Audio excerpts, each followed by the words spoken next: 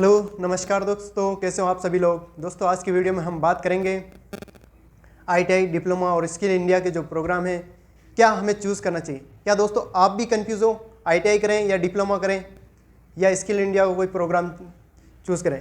दोस्तों 10th और 12th के बाद में करियर को लेकर आपको भी परेशानी है तो दोस्तों इस वीडियो के बाद में नहीं रहेगी, वीडियो के अंत तक ज़रूर बने रहे। हेलो दोस्तों, मैं अजीत काटात, स्टडी विद अजीत काटात में आपका हार्दिक स्वागत करता हूं।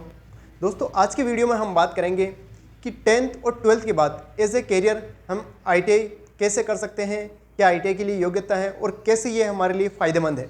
दोस्तों आईटीआई और अभी कुछ के मन में स्किल इंडिया की जो प्रोग्राम है उसको लेकर भी डाउट है। दोस्तों ये जो तीनों चीज़ें हैं इनका आपका आज के बाद डाउट नहीं रहेगा। दोस्तों पूरी चीज़ समझने के लिए वीडियो को अंत तक ज़रूर देखें।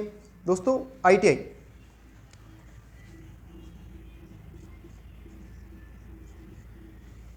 इसका पूरा नाम है इंडस्ट्रियल ट्रेनिंग इंस्टीट्यूट। दोस्तों आपने जितनी भी कोई चीज़ प्रोफेशनल इंडस्ट्रीज़ या कोई भी ऐसा काम देखते हो जो बड़े लेवल पे होता है, उसका जो बेसिक नींव होती है वो आईटीआई से स्टार्ट होती है। कहने का मतलब मैं आपको यूँ समझा सकता हूँ, कोई भी काम है उसको जो सबसे अच्छे तरीके से जो करता है प्रोफेशनल वर्क वो आईटीआई वाला होता है। जैसे एक कोई इंडस्ट्री है, इंडस्ट्री में कोई भी चीज़ की डिमांड है तो उसका काम करने वाले लोग एम्प्लॉयज़ होते हैं। एम्प्लॉयज़ में सबसे ज़्यादा जो क्वांटिटी में जो लोग होते हैं वो लेबर क्लास आईटीआई होल्डर होते हैं, जिनका पूरे इंडस्ट्री का दारोमदार आईटीआई वालों पे होता है। दोस्तों यही वो है जो हर उद्योग की नींव होती है और इन्हीं के भरोसे सारा डिपार्टमेंट चलता है। दोस्तों ये एक्चुअल फ्लोर पे उतर के टेक्निकल वर्क करने वाले होते हैं, इसीलिए आपको दोस्तों पता होगा आईटीआई को टेक्निकल डिग्री ही कहते हैं। दोस्तों आपकी जानकारी के लिए मैं बता दूं कि आईटीआई एक ऐसा कोर्स है जो आपको बहुत अर्ली एज में रोज़गार दे सकता है।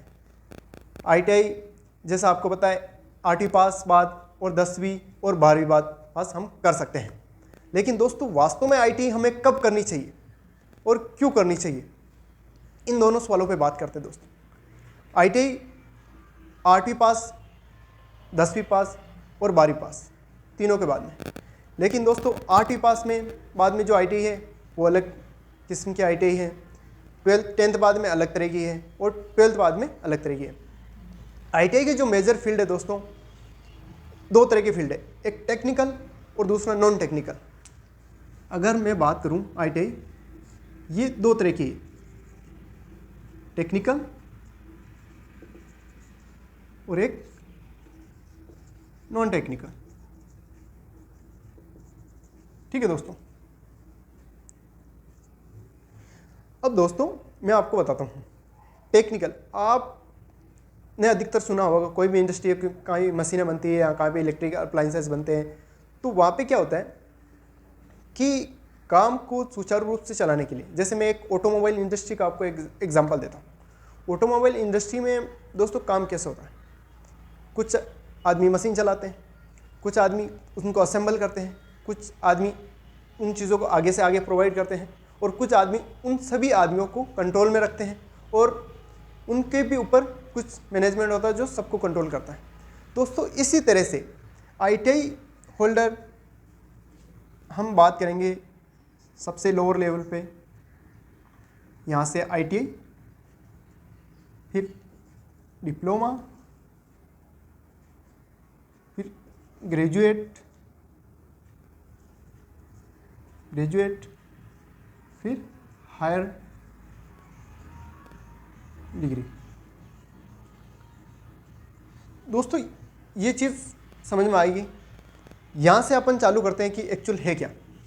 ये जो चालू होता है दोस्तों 8th पास, 10th और 12th के लोग 12th बाद में भी कर लेते हैं। ये मेजर पोर्शन 12th बाद है, कुछ एक डिप्लोमा ग्रेजुएशन के बाद में, और ये graduation. High degree MBA, MTech वगैरह ये सारी चीज़ें होती हैं। कोई भी इंडस्ट्री दोस्तों, आदमी जब तक काम करने वाले नहीं होंगे तो आप काम क्या करवाओगे, वही चीज़ है। इंडस्ट्री में जितनी भी इंडस्ट्री चल रही है वहाँ पे 5 आदमी अगर मैनेजमेंट के हैं तो 50 से 100 आदमी वहाँ पे वर्क करने वाले होते हैं, जिन्हीं की दम पे पूरा इंडस्ट्री चलता है दोस्तों। जैसे आपने सुना होगा कि जैसे 5 से 10 आदमी मैनेजमेंट के हो गया, बाकी आदमी लेबर वर्क में होते हैं जो इस काम को लेके आगे खिसकाते हैं। दोस्तों ये होता है ITI का वर्क प्रोफाइल, लोअर लेवल से लेके हायर लेवल तक चलता है। दोस्तों अगर ITI करनी है तो हम 8वीं पास में 8th बाद में कर सकते हैं, 10th बाद कर सकते हैं और 12th बाद में भी कर सकते हैं। दोस्तों ये यहाँ पे एक चीज़ बताना चाहूँगा मैं कि पहले तो हम ITI करनी क्यों चाहिए। दोस्तों जिनकी पारिवारिक स्थिति खराब है या कोई जो अर्ली एज में जॉब चाहता है, क्योंकि आपको पता है कि एजुकेशन में आजकल जितना पैसा लगाओ उतना ही कम है, क्योंकि आप अगर ग्रेजुएशन कर ली उसके बाद में भी जॉब पॉसिबिलिटी कम है, क्योंकि अगर अदर फील्ड्स देखते हैं तो आपकी क्वालिफिकेशन बढ़ जाती है और आपको कंपटीशन उसी माहौल का है, तो वहाँ पे आपको अलग स्ट्रगल करना पड़ेगा। अगर आपने और पैसा भी इन्वेस्ट ज़्यादा होता है, और उसके बाद में जो प्रोफेशनल अगर अपन कोर्स देते हैं इंजीनियरिंग वगैरह मेडिकल लाइन के किसी भी तरह के कोर्सेज तो काफ़ी महंगे होते हैं, जो एक नॉर्मल आदमी के अप्रोच से बाहर होते हैं। तो दोस्तों जो बंदे टेक्निकल फील्ड में इंटरेस्ट रखते हैं कि नहीं यार मुझे तो मशीनों से लगाव है, मुझे ऑन ग्राउंड पे रह के काम करना पसंद है, वो लोग ITI के को एज ए करियर चुनते हैं। और दोस्तों उसमें कामयाब होने की संभावना उनकी सबसे ज़्यादा है। ITI वालों की डिमांड सबसे ज़्यादा है दोस्तों, मैं आपको बता देता हूँ क्यों। क्योंकि बिना इनके कोई भी बिजनेस, कोई भी धंधा नहीं चल सकता है, क्योंकि यही वो लोग हैं जो किसी काम को फ्लो में लाते हैं, किसी को ओन वर्क में करते हैं। दोस्तों 8वीं पास, 10वीं पास, 12वीं पास, दोस्तों कुछ ट्रेड जो 1-1 साल की होती है वो 8वीं पास में है, जैसे वेल्डर वगैरह है, गैस कटर है, वायरमैन है, इलेक्ट्रिक में, ये ट्रेड अपन 8वीं पास में कर सकते हैं दोस्तों। 10th बाद में मेजर जो भी ITI हैं वो 10th बाद में है दोस्तों, उसमें अभी ट्रेड की बात करेंगे। एक 12th बाद में ITI करना। दोस्तों मैं यहाँ पे आपको कहूँगा कि 12th बाद में आप ITI ना करें। क्यों दोस्तों? अगर अभी आप सोच रहे हो कि मैं आगे जाके ITI करूँगा लेकिन अभी 12th कर लेता हूँ, दोस्तों ये आपका सबसे बड़ा गलत डिसीजन होगा। क्यों दोस्तों? क्योंकि सरकार चाह रही है कि ITI है, अगर किसी ने 2 साल की 10वीं बाद में ITI कर ली है तो वो 12वीं कक्षा के समकक्ष ही माना जाएगा। उसको केवल जो लैंग्वेज के पेपर हैं हिंदी और इंग्लिश के वो देके वो पास होके उसको 12वीं साइंस मैथमेटिक्स के लगभग समकक्ष डिग्री उसको दे दी जाएगी। मतलब वो साइंस मैथमेटिक्स के बराबर पास हुआ हुआ व्यक्ति कहलाएगा अगर उसने 10वीं बाद में ITI करी है तो दोस्तों। तो मेरी बात आप समझ गए होंगे, फिर 12वीं क्यों करें? 12वीं करके हम ITI करने से बढ़िया 10वीं बाद में कर लें। ITI की जो एज है दोस्तों, इसके लिए एज की अगर बात करते हैं तो ये 14 साल से 40 साल के बीच में कर सकते हैं। ठीक है दोस्तों, फिर बात करते हैं इसकी कहाँ से करें, कहाँ से करें, कहाँ से करें। दोस्तों ITI करने के लिए सबसे अगर बेस्ट कोई ऑप्शन है तो वो है गवर्नमेंट ITI। अगर बाय चांस किसी वजह से आपका मार्क्स कम रह जाते हैं, आप गवर्नमेंट में नहीं हो पाता है, तो आप प्राइवेट ITI कर सकते हो। लेकिन दोस्तों यहाँ पे एक बहुत बड़ी ध्यान रखने वाली चीज़ है दोस्तों, आप वहाँ से ITI करें जहाँ पे आपको टेक्निकल चीज़ें दिखाई जाती है, क्योंकि ITI का नाम ही है इंडस्ट्रियल ट्रेनिंग। आपको वर्क करना आना चाहिए। आपको जो काम आप ITI को पता है, आपको थ्योरी पे कम ध्यान देके आपको वर्किंग एबिलिटी ज़्यादा सिखाई जाती है। कोई भी काम कैसे किया जाता है, कोई चीज़ जैसे फिटिंग में है, फाइलिंग वगैरह करना है, इलेक्ट्रिकल में मोटर वाइंडिंग वगैरह है, डिसअसेंबल है, मोटर कैसे मोटर वर्क करती है, ये सारी चीज़ें, मोटर को डिसअसेंबल असेंबल करना, ये सारी चीज़ें उसमें आती है। तो ये वर्क आपको करना अच्छे से आना चाहिए दोस्तों। तो कोशिश ये करें कि जहाँ तक पॉसिबल हो गवर्नमेंट ITI से करें। गवर्नमेंट ITI की फ़ीस, यहाँ बात करते हैं अपन फ़ीस की। फ़ीस दोस्तों गवर्नमेंट ITI में बहुत ही मिनिमम रहती है, 2500 से 5000 के बीच में रहती है दोस्तों। लेकिन यहीं ये गवर्नमेंट की है। अगर यही मैं प्राइवेट ITI की बात करता हूँ दोस्तों, तो ये कम से कम 25,000 से लेकर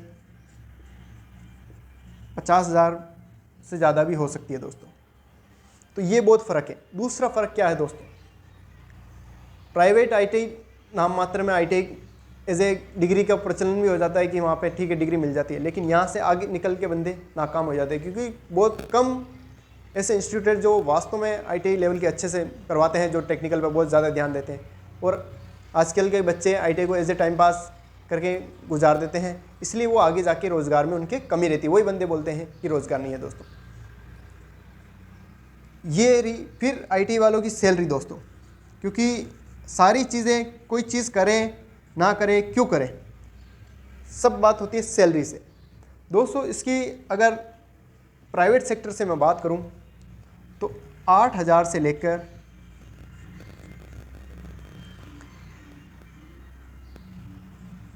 8,000 से आपकी स्टार्टिंग हो सकती है, 20,000 के लगभग आपको इंडिया में मिल सकते हैं अगर आपने अच्छा अप्रेंटिस वगैरह कर रखी है। और फॉरेन कंट्री में आप 50+ उठा सकते हैं दोस्तों। अब मैं आपको समझाता हूँ, ये प्राइवेट की बात हुई। अब गवर्नमेंट की अगर मैं बात करूँ, आप गवर्नमेंट में अगर कहीं सेलेक्ट होते हो तो सीधे 50,000+ मिल सकते हैं दोस्तों। अब दोस्तों मैं बताता हूँ कि आईटीआई में कौन सी ट्रेड हमें करनी चाहिए दोस्तों। आईटीआई में गवर्नमेंट जॉब कौन कौन सी है, पहले ये भी बात कर लेते हैं दोस्तों। गवर्नमेंट जॉब आईटीआई के लिए आपने जितने भी बड़े उद्योग देखे हैं, जैसे सेल्स, बेल, इनका नाम सुना होगा, इसरो का है, डीआरडीओ है, ऑर्डिनेंस फैक्ट्री है, मिलिट्री में भी है, और रेलवे हैं। सबसे ज़्यादा रेलवे में रिक्रूटमेंट रहता है आईटीआई का।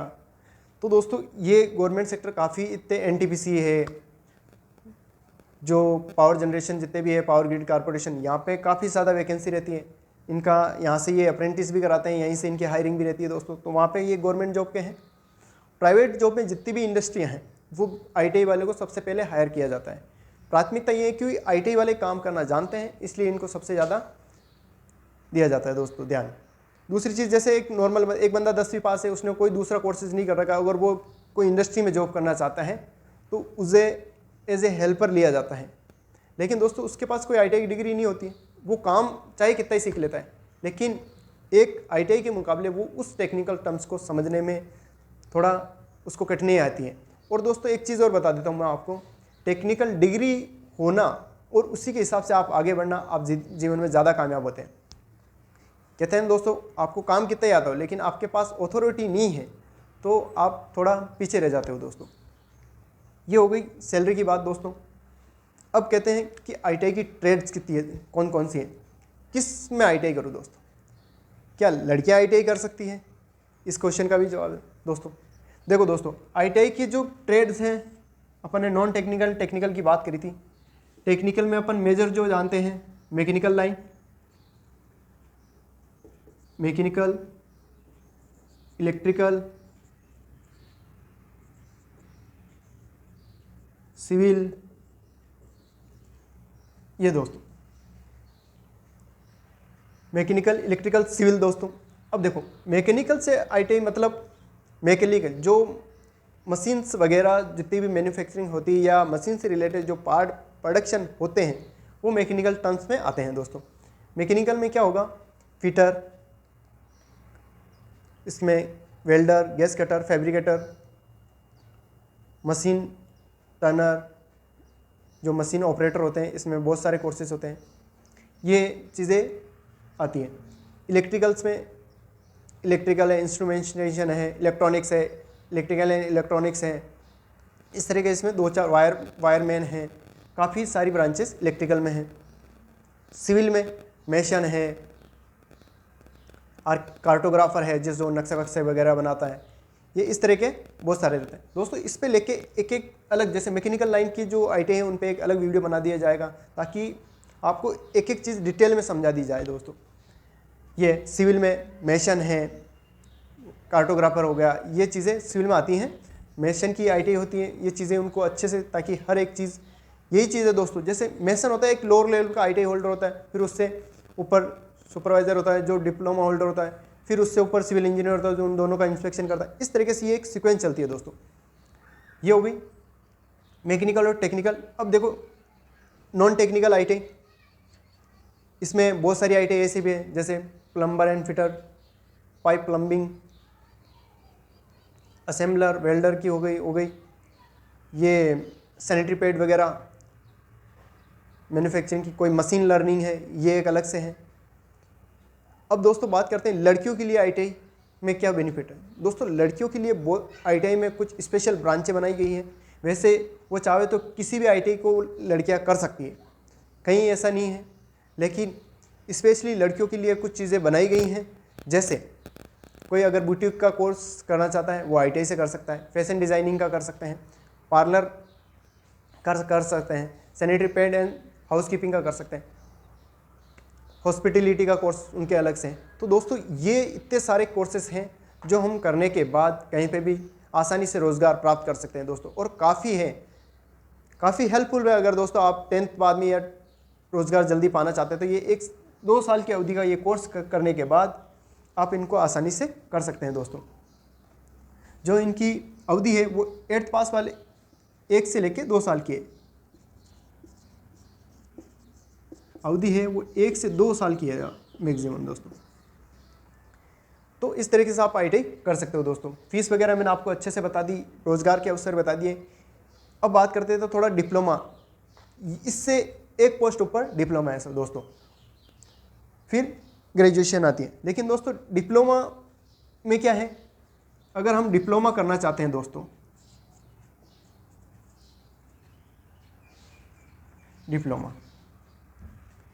डिप्लोमा 10th पास बाद कर सकते हैं, 12th पास बाद कर सकते हैं।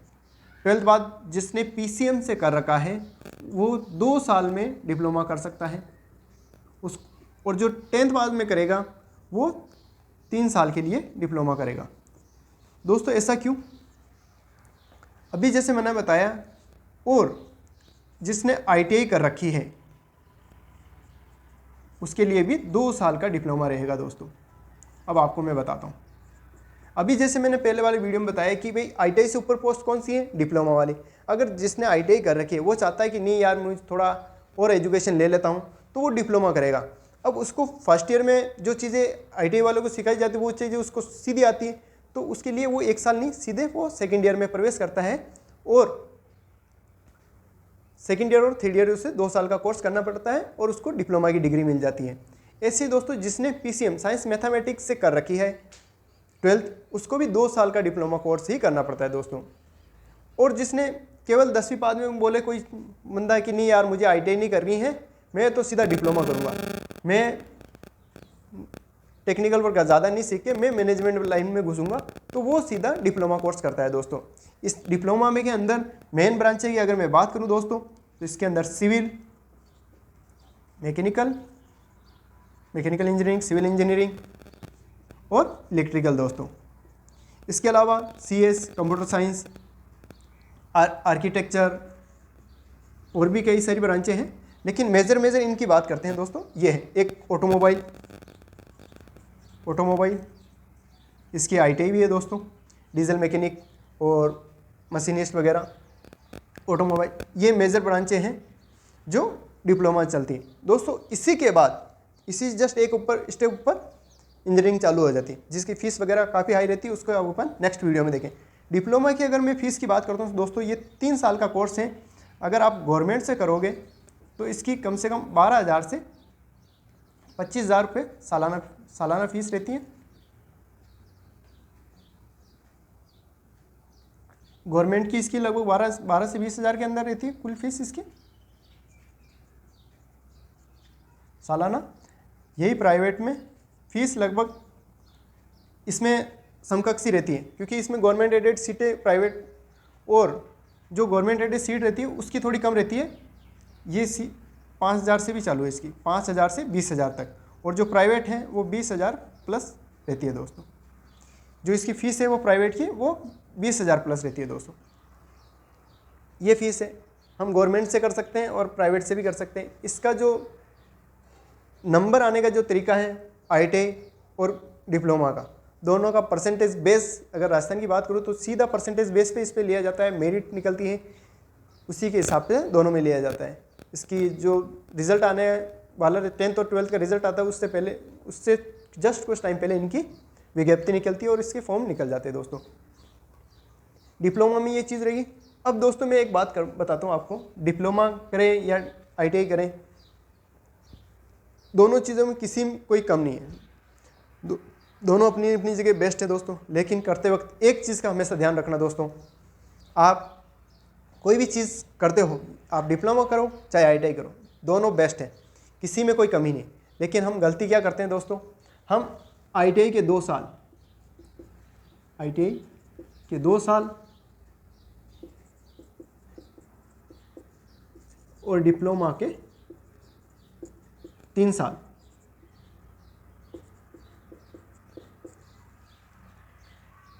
समझने और एंजॉयमेंट में गुजार देते दोस्तों।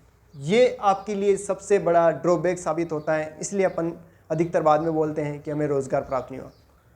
अगर आपको चाहे गवर्नमेंट सेक्टर में जॉब करनी है चाहे प्राइवेट सेक्टर में जॉब करनी है दोस्तों, इन दोनों साल को आप जितना अच्छा यूटिलाइज करोगे, जितना अच्छे से उनको समझोगे, यही आपकी सैलरी पे डिपेंड करेगा। आपने अगर 2 साल में अच्छी मेहनत करी, अच्छा अपना टेक्निकल स्किल्स रखा, तो आप प्राइवेट जॉब भी करोगे तो अच्छे दम वाली जॉब करोगे, आपको एज ए प्रोफेशनल अच्छा पैसा दिया जाएगा, आपको कंसल्टेंट रखा जाएगा, आप काम करवाओगे तो आपको अच्छी पे मिलेगी। और उसी के दौरान आप अगर इन 2 साल में किसी कंपटीशन एग्ज़ाम की साथ में अगर तैयारी करते रहते हैं, तो जो भी वैकेंसी निकलती है उसको आप फर्स्ट अटेम्प्ट में क्रैक कर सकते हैं और सीधा 2 या 3 साल बाद में आप सीधा जॉब लग जाते हो। तो दोस्तों अगर आप 14 साल बाद में ITI करते हो, तो 2 साल की भी मैं अगर ITI मानता हूँ तो 16 साल 17 साल ज़्यादा ज़्यादा 18 साल की उम्र में आप गवर्नमेंट जॉब प्राप्त कर सकते हो। अगर आपने ITI के साथ में ही अपना भविष्य सुरक्षित रखते हुए आपने सोचा कि नहीं मुझे कंपटीशन की तैयारी करनी है अच्छे से, उसी हिसाब से जो स्पेशल ITI की वैकेंसी निकलती है उसी के थ्रू, जैसे NTPC का निकलता है तो उसमें एक टेक्निकल भी राउंड भी होता है, उसमें क्वांट एप्टीट्यूड ऐसे सारे क्वेश्चन आते हैं, तो उसी हिसाब से आपको लेकर चलना है कि मुझे आगे जाकर किस तरह की जॉब करनी है दोस्तों। सेम डिप्लोमा में ही ऐसे आप एक्सपीरियंस अप्रेंटिस, डिप्लोमा अप्रेंटिस नहीं होता, सीधा एक्सपीरियंस के लिए अप्लाई करता है और जो ट्रेनिंग होता है उसके लिए अप्लाई करता है दोस्तों। लेकिन ITI के लिए बहुत सारी कंपनियां अप्रेंटिस करवाती हैं और वहीं से बहुत सारी कंपनियां वहीं से हायर कर लेती हैं। तो दोस्तों अगर आप ITI करते हो तो आपको फाइनल ईयर में बहुत ज़्यादा अवेयर रहने की ज़रूरत होती है, क्योंकि आपको कई कंपनियों में अप्रेंटिस के लिए अप्लाई करना रहता है और कई कंपनियां ऑन कैंपस प्लेसमेंट आती है, तो आपको प्लेसमेंट के लिए रेडी रहना होता है। तो आप अगर 2 सालों में अच्छे से मेहनत करी है और अच्छे से अपने नॉलेज को पिकअप रखा है, तो आपका कैंपस प्लेसमेंट में सिलेक्शन हो जाता है, जो सबसे बड़ा फ़ायदा रहता है ITI वालों के लिए। क्योंकि ऑन कैंपस के जैसे मारुति सुजुकी होंडा वगैरह जो बड़ी बड़ी कंपनियाँ हैं जो वो आती हैं, वो कंपनी कैंडिडेट को उनके हर बार डिमांड रहती है उनके ज़्यादा, तो वो हायर करती हैं। तो इस तरीके से ये कंपनियां हायर करती हैं। बाकी आप कंपटीशन को फाइट करके सीधा प्लेस कर सकते हो, लेकिन वो काफ़ी लंबा प्रोसेस रहता है। इससे बेटर कैंपस प्लेस में आना सबसे बेस्ट है। सैलरी की मैंने बता ही दी है दोस्तों, इसमें बहुत सारे फ़ायदे ही हैं, कोई ड्रॉबैक नहीं है, आप जल्दी से रोज़गार प्राप्त कर सकते हो। दोस्तों एक चीज़ मैं आपको और बता देना चाहता हूँ, अभी एक स्किल इंडिया का कार्यक्रम चल रहा है दोस्तों, जिसमें 6 महीने के अंदर कोर्सेज कराए जाते हैं कि आप ये कर लीजिए वो कर लीजिए। दोस्तों वो कोर्स तब ज़्यादा फ़ायदेमंद है जब आप अपनी पढ़ाई वगैरह छोड़ चुके हो, कोई दूसरा ऐसा काम कर रहे हो जो आपको इंटरेस्टेड नहीं है, फिर आप अपना कैरियर बदलना चाहते हो कि यार मैं ये काम करना चाहता हूँ, लेकिन अब क्या अगर वहाँ पे है तो मैं ये छोटा मोटा कोर्स करके वहाँ घुस सकता हूँ, या उनके लिए ये स्किल इंडिया का काम फ़ायदेमंद है। लेकिन दोस्तों आप एज ए फ्रेशर, अभी स्कूलिंग ख़त्म हुई है, अभी आप 10वीं करिए या 12वीं करिए, तो आपको अपने कैरियर के बारे में सोच के एक लॉन्ग टर्म कोर्स डिप्लोमा या ITI कर लेनी चाहिए, जो अपने बजट में भी है, इसका ज़्यादा खर्चा भी नहीं है और एक नॉर्मल पर्सन आराम से कर सकता है। फिर भी आपको अगर दिक्कत है तो दोस्तों अपने परसेंटेज अच्छे बनाओ ताकि आपका गवर्नमेंट में नंबर आ जाए, और जहाँ से भी करो रिनोड एक अच्छे इंस्टीट्यूट से करो ताकि जो आपको अच्छी सी टेक्निकल एजुकेशन दे। दोस्तों मुझे उम्मीद है कि जो मैंने आपको ITI और डिप्लोमा के बारे में समझाया है वो अच्छे से समझ आएगा। दोस्तों आपको मेन काम यही करना है, आपके जो 2 साल रहते हैं उसमें अपनी टेक्निकल स्किल्स, आगे आने वाली कंपटीशन, उसको फोकस लेके अपने टाइम को यूटिलाइज करना है। तो आप दोस्तों ITI करने के बाद कभी भी बेरोज़गार नहीं रह सकते हो, क्योंकि ये एक ऐसा रोज़गार का अवसर है जहाँ हर इंडस्ट्री में ज़रूरत है। दोस्तों जहाँ एक इंजीनियर की ज़रूरत पड़ती है वहाँ 50 ITI वाले पहले चाहते हैं। दोस्तों आप समझ सकते हो कि कितनी ज़्यादा डिमांड है इनकी। तो अपने उज्जवल भविष्य को समझते हुए अपनी टेक्निकल स्किल्स बढ़ाएं, अच्छे से समझे, अच्छे से इंटरेस्ट लेके किसी को काम को करें और ज़रूर कामयाब होंगे। दोस्तों wish you all the best, thank you.